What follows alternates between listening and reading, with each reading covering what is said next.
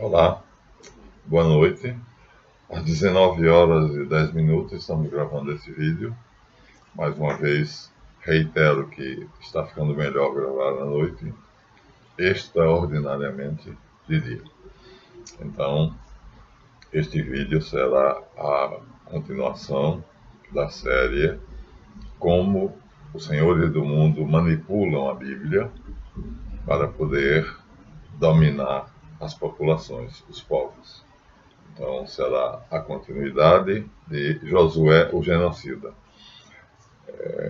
No vídeo anterior, nós fizemos essa afirmação, que Josué aniquilou 31 populações, 31 povos diferentes. Ele os matou, os exterminou, e, portanto, seria isso se fosse verdadeiro. Só que nós sabemos que é uma epopeia, é um épico. Logo, é bastante provável que, devido ao fato do estilo épico ser lendário, aumentar muito as capacidades do seu herói, então é muito provável que não tenha acontecido aquilo, e nós vamos mostrar isso a vocês de duas maneiras, né? No vídeo anterior, nós utilizamos a carta aos Hebreus, que é o Novo Testamento. Ou seja, Josué está distante da carta aos Hebreus, do autor anônimo da carta aos Hebreus, 1250 anos. Então, a distância do autor desta carta para Josué, ele é quase contemporâneo de Jesus, o autor da carta aos Hebreus, a Epístola aos Hebreus. Então, Josué viveu 1250 anos antes dele. E ele é que vai comentar a obra de Josué. A carta toda é um comentário sobre o fato de que Josué não introduziu o povo na Terra Prometida. Ou seja, são três argumentos, mas um deles é esse.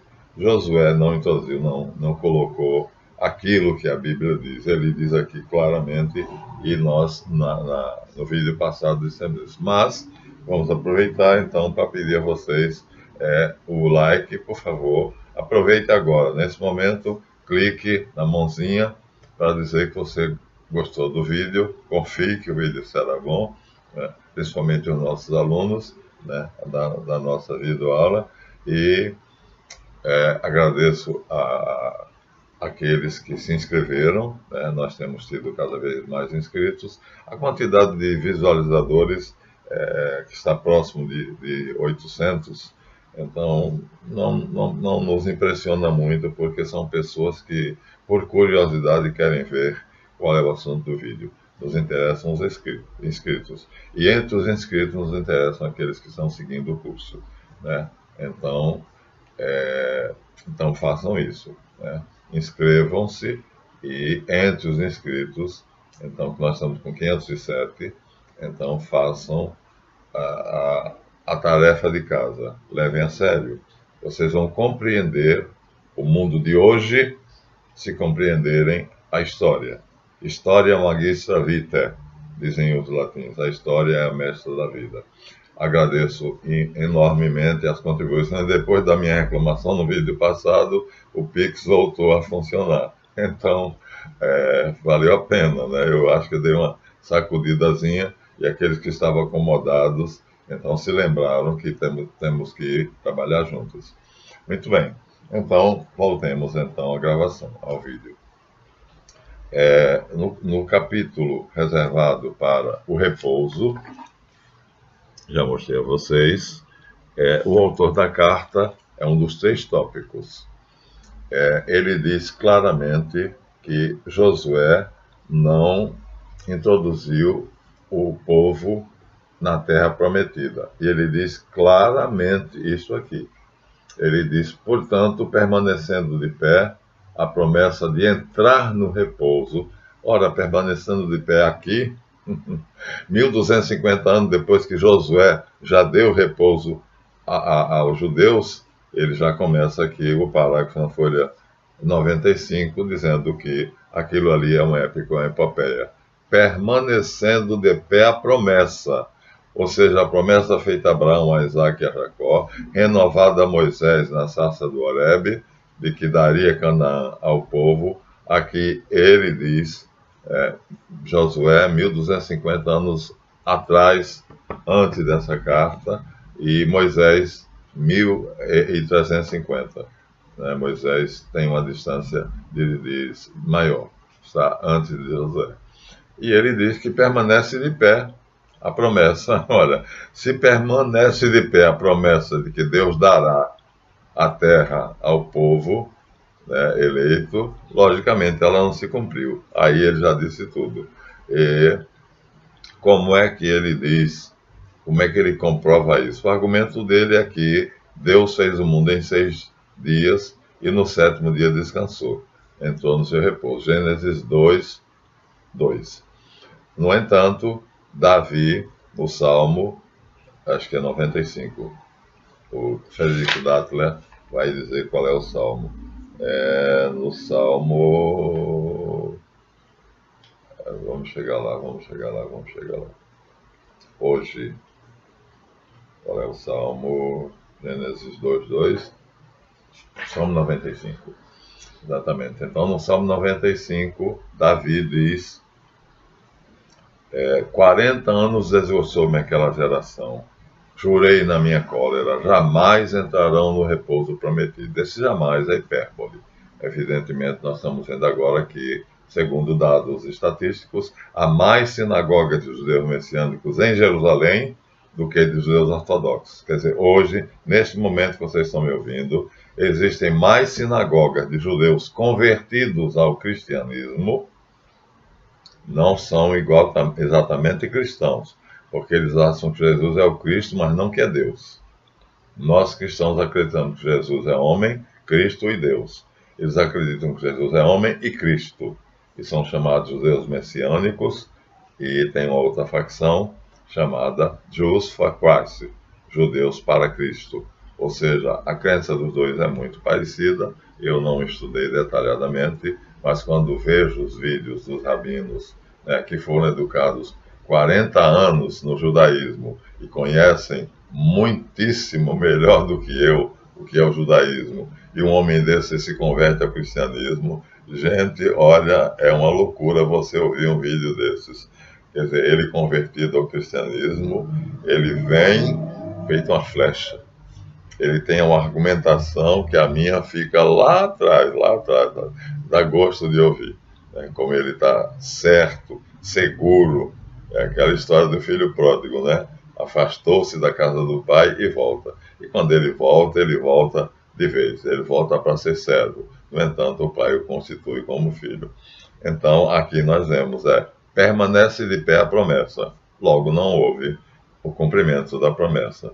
E depois, Davi, no ano 1000, ou seja, 250 anos depois de Josué, faz o Salmo 95, que diz que Deus jurou que aqueles remanescentes do deserto, que Moisés trouxe pelo deserto, não entrariam na terra. Olha, se Davi, no ano 1000, diz que Deus jurou para Davi, no ano 1000, ou seja, 250 anos depois de Josué, 250, não é 1250, 1250 é a carta, o autor da carta.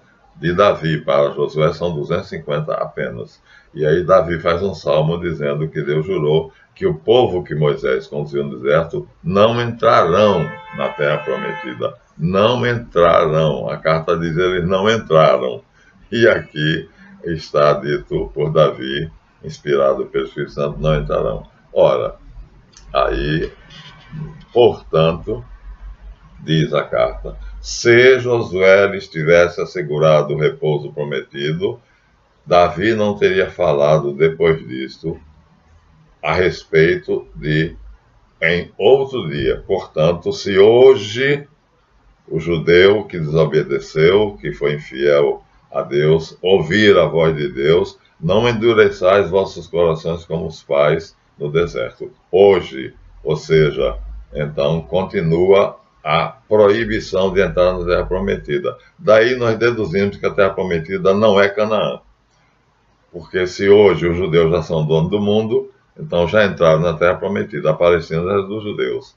Mas então se Davi diz que hoje, e a palavra hoje aqui é o que vai servir de foco do texto, se hoje agora, hoje, dia 20 de março de 2022, o Salmo é assim, né? Se hoje Deus jurou que aquele que desobedecer a ele, ou seja, agora não acreditando em Jesus como Filho de Deus, não entrarão no repouso prometido. Esse repouso não é a Palestina, porque na Palestina eles já estão. Então é simples assim, né? E aí Dattler, comentando, vai dizer: este longo trecho gira em torno da verdadeira terra prometida, a verdadeira, não é a Palestina. Não é a Palestina de Ben Gurion, de Golda Meir, de Moshe Dayan e de outros terroristas que anoiteceram terroristas e amanheceram estadistas depois de terem feito a Primeira e a Segunda Guerra Mundiais. Então, a argumentação é sutil e, habitualmente, em Hebreus, depende de uma palavra, hoje. Então, esse hoje é que diz que, neste momento, agora, aqueles que estão na Palestina não herdaram a terra. Então, a promessa ainda não se cumpriu. Cumpriu-se para aqueles judeus que se converteram ao cristianismo, porque a terra prometida é exatamente um estado de coração, um estado de alma, em que você encontra paz e repouso nas palavras de Jesus, na doutrina de Jesus, nas bem-aventuranças. Eu vos deixo a paz, eu vos dou a minha paz. E no Sermão da Montanha, né, bem-aventurados os mansos, porque herdarão a terra prometida.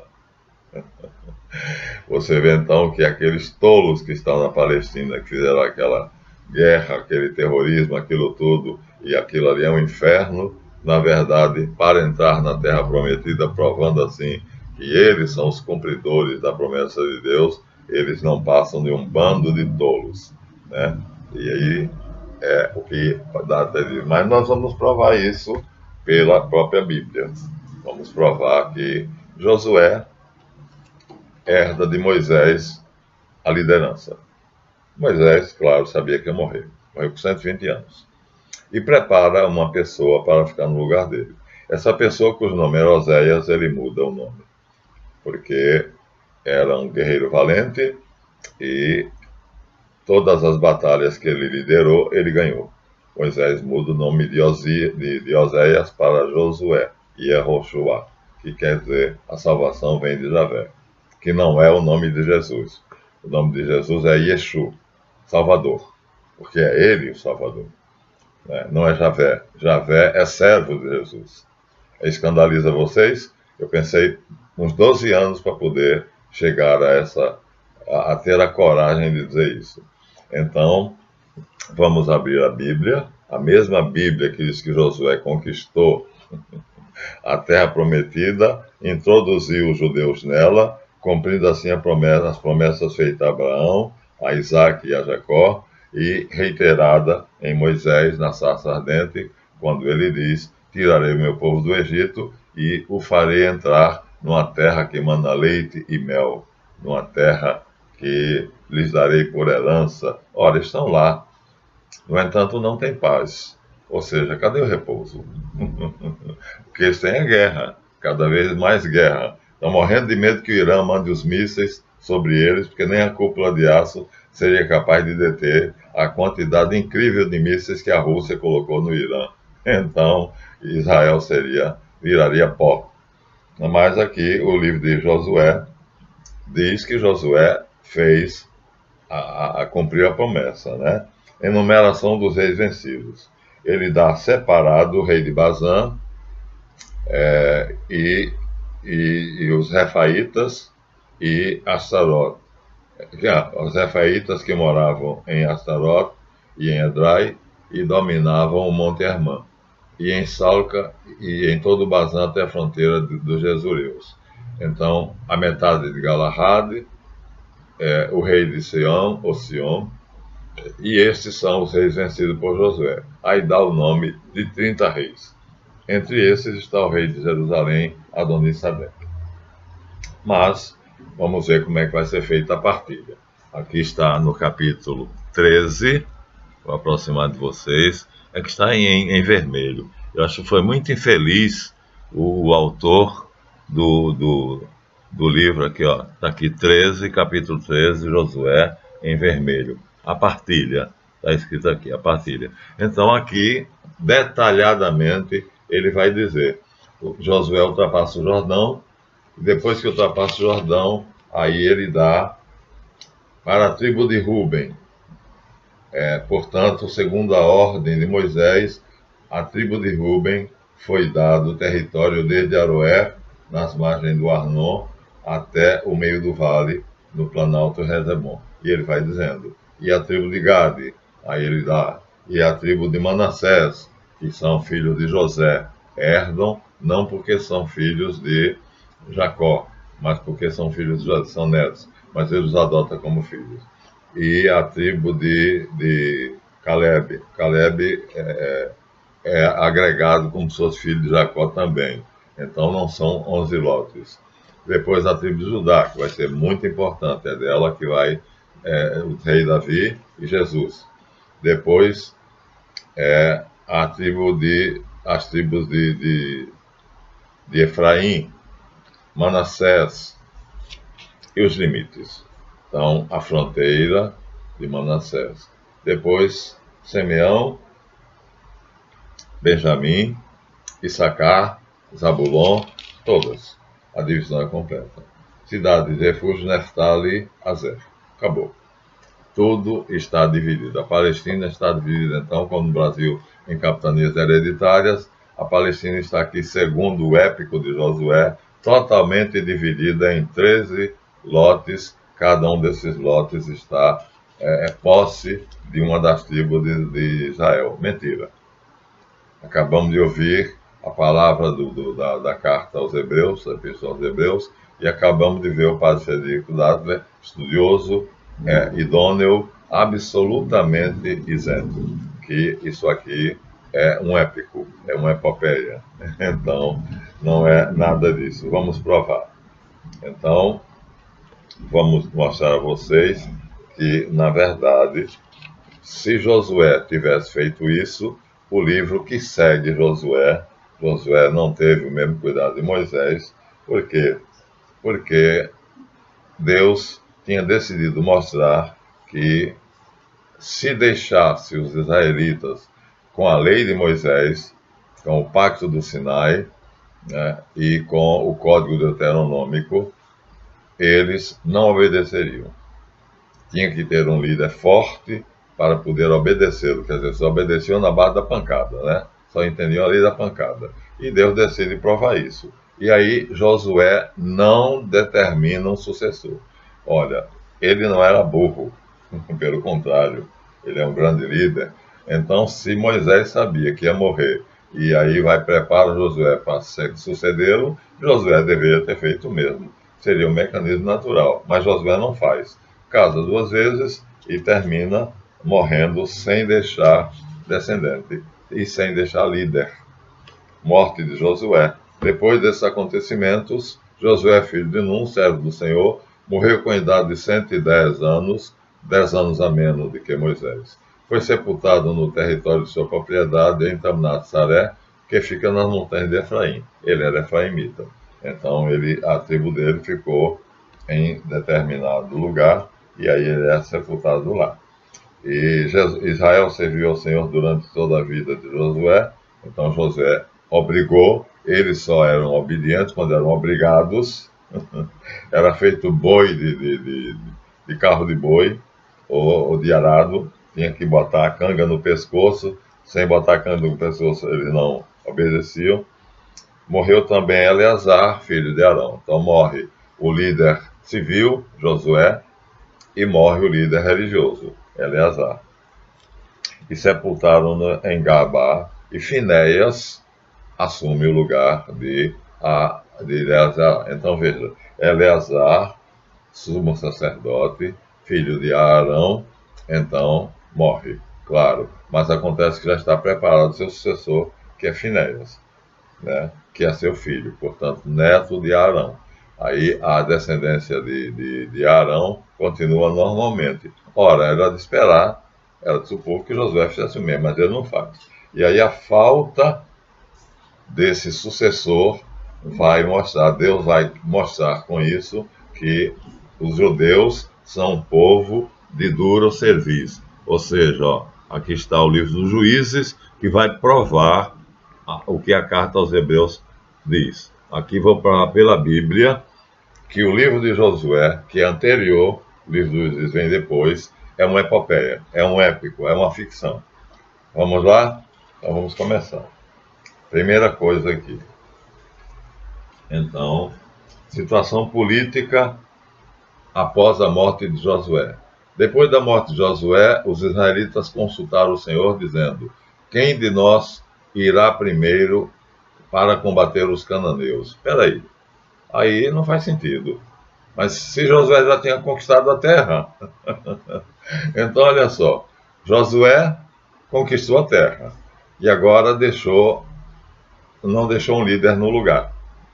E as tribos se reúnem e faz a pergunta seguinte: quem será o nosso chefe para subirá, aqui subirá uma palavra que significa tomará a liderança, né, para os cananeus para combatê-los. Combater quem? Quem já estava vencido? Aqui já fica logo claro no início. Está aqui, capítulo 1, versículo 1. E o Senhor respondeu: Judá. Judá, que é a tribo que vai liderar, deles vão sair os reis. Mas aí nós já vimos, então, não faria sentido, né, essas palavras, quem vai ser o nosso líder, já que Josué não deixou ninguém, para conquistar Canaã. Canaã já estava conquistada por Josué, acabamos de ler isso, e agora eles estão perguntando quem será o chefe, o líder, para conquistar Canaã. Meu Deus do céu, o livro dos Juízes vai começar dizendo que o que foi dito de Josué não passa de ficção. E vamos continuar. E aí, nós vamos então ver o primeiro juiz.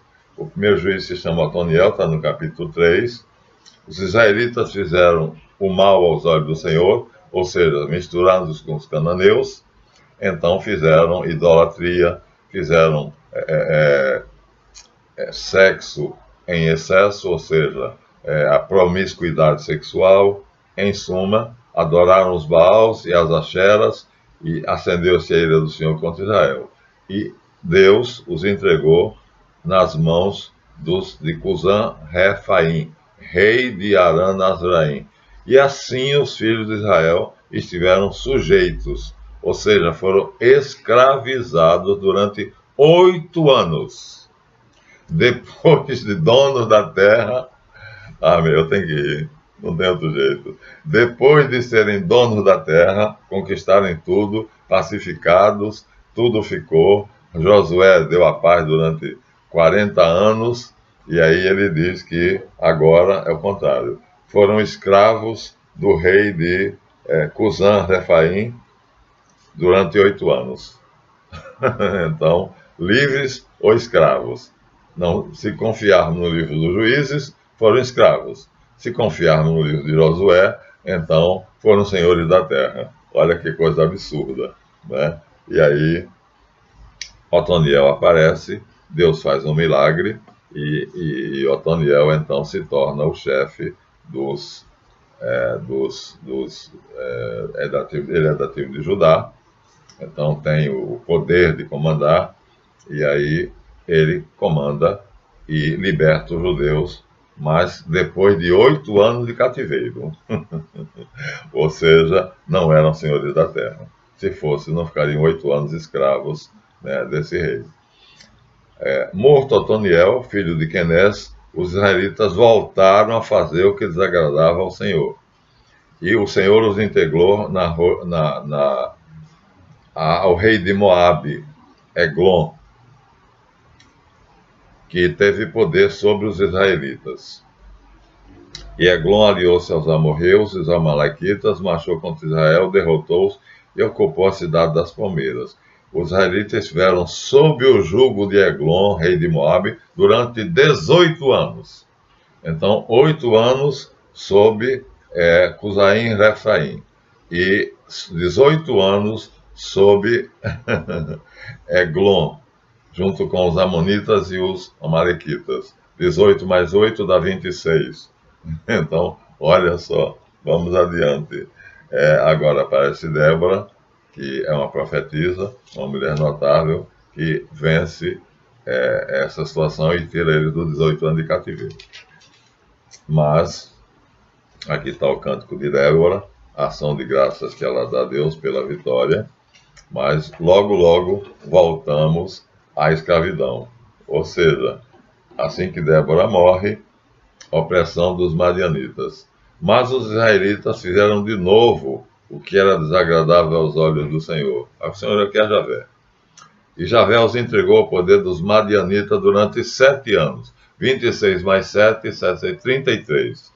Agora, 33 anos de cativeiro. A mão dos madianitas pesou tão fortemente sobre Israel que, por causa deles, existem nos montes antros e cavernas e penhascos onde eles se esconderam. Preferiram sair das casas e morar em cavernas e em penhascos. Então, ai meu Deus do céu. Aí aparece Gedeão. Gedeão, por um milagre, se torna, com 300 homens, uma força que é capaz de vencer os madianitas. Mas ele usa uma estratégia. Essa estratégia está descrita aqui. Ele faz com que os madianitas acham que eles são um exército poderoso. Agem de noite e com muitas tochas. Cada homem leva várias tochas. E quando os madianitas de dentro da cidade vêm vindo dos montes, aquele monte de tochas, eles acham que cada tocha é um homem. Na verdade, não é. Um homem carregava 4 ou 5 tochas. Então, o exército de Israel, na verdade, era pequeno. Gideão tinha apenas 300 homens, mas eles vêm como se fosse 300 vezes 5. Né? E aí, Gedeão, através desse estratagema, ele faz com que os madianitas sejam vencidos. Eles se entregam. E aí, aqui está descrito, depois terminam achando que Gedeão está impondo um jugo muito forte. É sempre aquela história de desobedecer ao pacto do Sinai. E aí, enquanto que outro se divide, que há uma divisão. Uns querem obedecer à lei, mesmo obrigados por Gedeão, aceitam, e outros não querem. E aí, aqueles que querem oferecem a Gedeão para querem ser rei. E Gedeão recusa.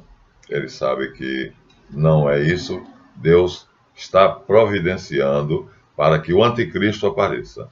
Está deixando os judeus seguirem seus próprios corações, para mostrar a eles que se não fosses um profeta suscitado por Deus, se não fosse um homem eleito divinamente, eles seriam maus, desobedientes e perversos. Essa é a natureza de todo ser humano e eles não são diferentes. Então, é povo eleito, por quê? Porque dali sairá Jesus. Depois que nasce Jesus, deixam de ser o povo eleito. Então, Gedeão, chega ao final do seu reinado, e os israelitas disseram a Gedeão: governa-nos tu, teu filho e teu neto, ou seja, funda uma dinastia e seja rei. Mas ele recusa, ele não quer.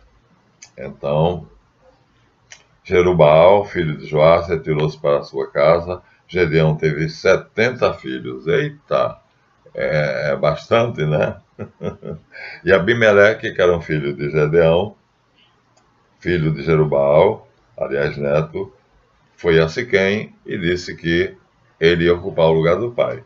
E ele toma o lugar do pai. E aí Jotão diz: mas se nosso pai não nomeou a nenhum de nós e recusou o trono, então como é que Abimeleque quer se fazer rei? Né? E de novo os madianitas então se revoltam e começam a fazer terrorismo.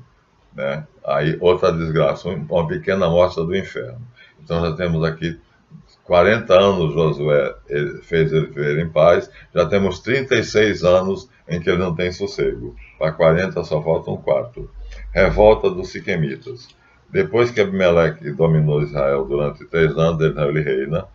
Ele termina impondo a argumentação dele, que ele, sendo neto de Gedeão, ele pode reinar sobre Israel, ele se faz rei, o que o pai dele não quis, e ele domina, e Deus, então, suscitou um espírito de discórdia entre Abimeleque e os habitantes de Siquém. Então, os judeus que habitavam em Siquém, então, não aceitam o reinado de Abimeleque, acham que ele é um usurpador, e aí vai haver agora uma reação contra Abimeleque. Ele é informado disso.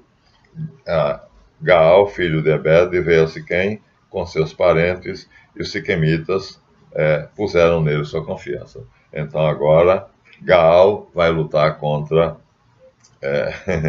Abimeleque, ou seja, a guerra civil. Então agora é judeu contra judeu. E aí Abimeleque derrota os siquemitas, mantém a sua posição no trono e destrói Siquém, mas logo depois Abimeleque vai ter outro inimigo chamado Jabes, e ele aí sitiou Tebes e tomou-a. Havia no meio dela uma torre forte, na qual se refugiaram todos os homens e todas as mulheres. E então uma mulher de cima dessa torre atirou, começou a atacar os soldados de Abimeleque e atirou uma pedra. E essa pedra bateu na cabeça de Abimeleque, rachou a cabeça dele. Então ele, vendo que ia morrer, Abimeleque chamou seu escudeiro e lhe ordenou: não se diga que uma mulher me matou. O escudeiro então tirou a espada da bainha, traspassou e ele morreu, vindo cada qual para a sua casa depois que Abimeleque foi morto. Então, desse modo, Deus repagou, ou seja, mostrou a Abimeleque que ele tinha usurpado, não tinha ficado. Então, Deus não queria, a Gedeão foi fiel a Deus, não aceitou o trono, nem fundou a dinastia. Abimeleque queria fazer isso e Deus o castigou. Então, vamos continuar. Aí, agora vem Jefté. Agora aqui nós temos o maior escândalo. Por quê? Porque Deus mandou Abraão sair de Ur dos Caldeus, porque lá eles ofereciam crianças e adolescentes a Baal, o fogo. Quer dizer, uma fogueira, havia um forno, né? E nesse forno as crianças eram oferecidas, jogadas no fogo, e de 6 em 6 meses, 12 jovens virgens, homens, e 12 jovens virgens mulheres, também jogadas no fogo. E Abraão foi mandado sair da Mesopotâmia por causa disso. E Moisés coloca no código do Deuteronômio e no Pacto do Sinai: não farás o teu filho passar pelo fogo. Então é uma proibição. Mas Jefté vê que há uma reunião dos amonitas que acamparam em Galahad. Reúnem-se e decidem tomar as tribos de Israel, reinar sobre Israel. Ora, Jefté era galadita, forte, guerreiro, mas era filho de uma meretriz. Os judeus não confiam nele e não acham que ele será um bom condutor da guerra. Mas, de qualquer maneira, quando a hora H chega, quando a coisa aperta, eles vão e pedem a Jefté, né, que seja o líder deles. Ele humildemente aceita, mas acontece que ele decide não guerrear. Ele vai negociar com o rei dos Amonitas. E aí manda mensageiros, os mensageiros voltam e dizem: não houve negociação, como agora está a Rússia e a Ucrânia. Aí ele vai pessoalmente. Quando chega lá, o rei dos Amonitas diz: vocês estão ocupando o território que era de nossos pais. E ele disse assim: mas foi assim como Quemosh deu a vocês poderem de tomar dos donos dessa terra. Ela, então, Javé, nosso rei, olha que barbaridade. Ele compara Javé com Quemosh, então Javé é mais um deus. Aqui há uma noção em Jefté, então a noção de politeísmo é completa, total e absoluta. Jefté diz: assim como Quemosh, vosso Deus, vos permitiu vencer os habitantes desta terra, assim Javé, nosso Deus, nos deu ela para nós. São iguais. Então, são dois deuses iguais. Jefté disse isso claramente na negociação, tentando usar a diplomacia para não juntar com os moabitas, amonitas, porque os judeus estavam em menor número. Não adianta. O rei dos amonitas sabe que está em maior número e sabe que vai vencer.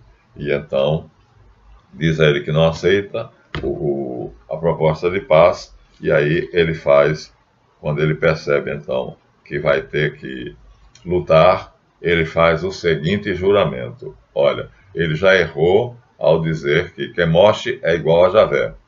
Javé diz: não terás para ti outros deuses, não considerar nenhum deus a não ser a mim.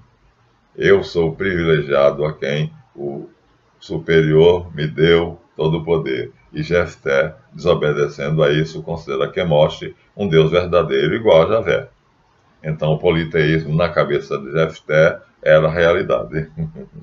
E aí, frustrado nos planos de diplomacia, ele tem de combater os amonitas. Mas aí ele faz outro erro. Aquilo que era proibido pelo Código do Sinai, que era queimar uma pessoa viva, ele vai fazer um voto. Ele diz: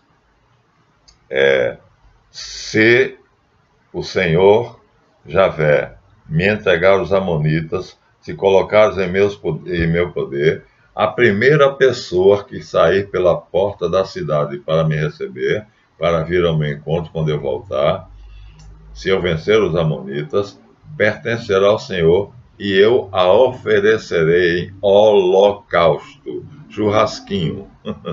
Isso é um absurdo, porque foi esse motivo pelo qual Abraão saiu de Ur dos Caldeus. Então você vê que Jefté está completamente desorientado. E Deus faz isso de propósito. Para que o anticristo apareça, cada vez a maldade vai crescendo mais, crescendo mais, crescendo mais. Finalmente, então, Jefté vence os amonitas, e quem é que vai ao encontro dele? A filha única. E aí ele diz: minha filha, eu fiz um juramento a Deus que ofereceria a primeira pessoa que viesse ao meu encontro. Ela diz: meu pai, cumpra a tua palavra. E ela se deixa queimar. Ela se deixa, coitadinha. Então, aí vem o episódio de Sansão, que já é muito bem conhecido de todo mundo. Vamos passar por cima. E agora aparece aqui a tribo de Dan. Aqui vai mostrar claramente que que os israelitas não eram donos da terra. Por quê? Porque os danitas, vou ler, Juízes 18. Os danitas procuram um território para si. Naqueles dias não havia rei em Israel. Abimeleque tinha sido morto, né? Uma pedrada na cabeça. Os danitas enviaram então 5 homens entre os seus da sua tribo para espionar a cidade de Saras e Estaol, para que percorressem o país e explorassem, ordenando-lhes: ide explorar o país. Eles foram dirigidos para a montanha de Efraim, chegando à casa de Mica, onde pernoitaram. E aí perceberam que ali havia um sacerdote, perguntaram ao sacerdote se eles teriam sucesso em conquistar a primeira cidade boa que eles encontrassem. O sacerdote disse que sim. Então 5 homens retornaram da viagem e, chegando a Laís, viram que o povo que lá residia era a primeira cidade boa, grande, próspera. Lá residia uma população que não estava preparada para a guerra. Facilmente eles entram e tomam Laís. Então, era um povo tranquilo, não lhes faltava nada, e então o que é que os danitas fizeram? Mataram: levantai-vos, vamos contra esse país e contra esse povo, pois essa região é ótima. E vós por que hesitais? Não proteleis e ide para apoderar-se dessa terra. Mas então, apoderar-se de uma terra, se eles já tinham a dele? Aqui deixa claro que os danitas não tinham recebido a sua parte na herança. Então, olha, nós estamos lendo o livro dos Juízes, que desmente o livro de Josué. Então, os danitas tomam Laís e mudam o nome. Ao invés de Laís, ela vai se chamar, ela vai mudar de nome e ela vai se chamar Efraim. Mudaram depois, né? E habitaram nela. Então, afinaram Dan, desculpa, não é Efraim. Eles mudam o nome da cidade de Laís e chamam Dan, exatamente em homenagem ao patriarca da sua tribo. Tomam conta da cidade e foram felizes por muitos e muitos anos. Mas não estariam procurando aqui uma cidade para si se eles tivessem herdado a sua parte lá na divisão que Josué supostamente teria feito. Finalmente, aqui um episódio que eu não posso mais, porque nós estamos aos 40 minutos, que vai ser muito cruel. Eles vão entrar em guerra com os próprios benjaminitas. Eles vão exterminar os benjaminitas. Ora, Benjamim é uma das tribos de Israel. O que significa isso? Isso significa que eles vão exterminar uma das tribos dos próprios israelitas. Uma coisa extremamente triste. Então vai ser descrito aqui detalhadamente e aí nós vamos ver para vocês. Mas fica para o próximo vídeo. Nesse aqui, apenas isso. Então, tudo ficção. O livro de Josué é uma epopeia, é um épico. Nada daquilo aconteceu. O livro dos Juízes mostra isso. Os danitas conquistam Laís e dão a elas o nome de Dan e vivem felizes para sempre ali. Então, isso cerca de 50 anos depois que Josué já morreu. E ainda tem judeu procurando um território para se estabelecer. Então, o autor da carta aos judeus estava absolutamente correto. A Palestina, quer dizer, esse território lindíssimo que está aqui, nunca pertenceu aos judeus. Nunca. Pertence agora. Foi conquistado por Theodor Herzl, como eu mostrei a vocês no livro de Isaac Isaacson, História dos Judeus. Então, quanto tempo depois de Josué? Josué antecede a carta aos Hebreus 1250 anos. E Herzl é posterior a Jesus Cristo 1848 anos. 1884 anos. Então, o que acontece? Acontece que quem vai conquistar mesmo a Palestina vai ser Theodor Herzl. E os terroristas Moshe Dayan, Golda Meir, Ben Gurion e Menachem Begin. Terroristas que depois se tornam estadistas. Então, esta terra, que hoje pertence aos judeus sionistas, nunca foi dos judeus. Esse argumento de que a terra dos pais é mentira. É mentira. Então isso foi usado, os sionistas são mentirosos, são peritos em mentir e continuam cada vez mais. Então, vimos isso e provamos isso pela Bíblia. Agora paramos aqui, muito obrigado. Não se esqueça, se não der o seu like, aproveite e dê o seu like agora. O nosso vídeo termina aqui, mas não terminou ainda a história do livro dos Juízes. Ainda falta mostrar como eles vão fazer ainda uma maldade maior. Vão exterminar uma das tribos. Até o próximo, que eu vou em frente.